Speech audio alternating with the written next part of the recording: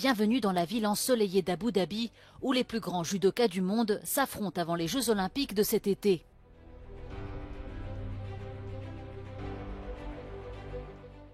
Aujourd'hui, place aux compétitions en équipe mixte, 6 contre 6, l'essence même du travail d'équipe, avec 3 hommes et 3 femmes de chaque groupe.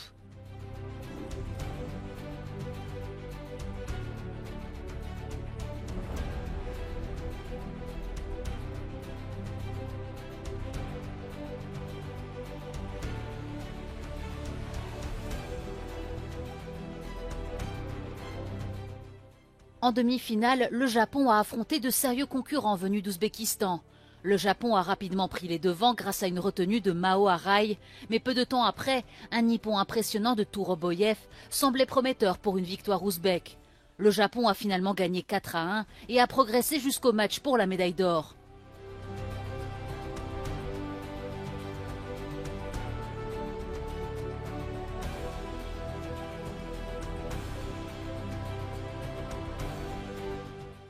La demi-finale France contre Géorgie a été une compétition beaucoup plus serrée, avec des victoires dans les 4 premiers matchs, jusqu'à ce que les champions du monde Margot Pino et Axel Clerget clôturent la compétition par une victoire française et progressent vers le match pour la médaille d'or.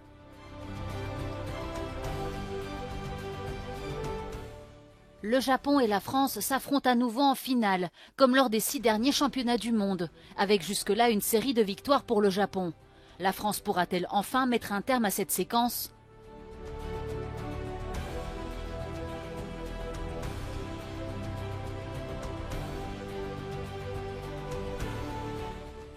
En commençant par les poids lourds, le Japon a rapidement pris les devants. Nakano, Tamaoki et Tanaka remportent toutes leurs manches jusqu'à ce que Margot Pino renverse la situation. La victoire de Kawabata contre Clerget a cependant scellé une fois de plus la victoire du Japon en équipe mixte.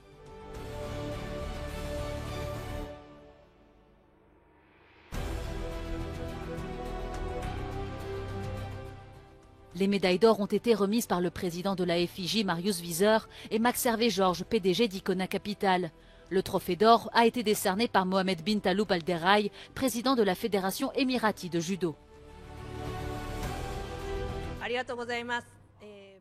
C'est incroyable d'enchaîner la 7e victoire consécutive. Fin de cette journée riche en émotions à Abu Dhabi, une cérémonie de passage du drapeau a eu lieu pour transmettre l'honneur des championnats du monde à la Hongrie pour 2025.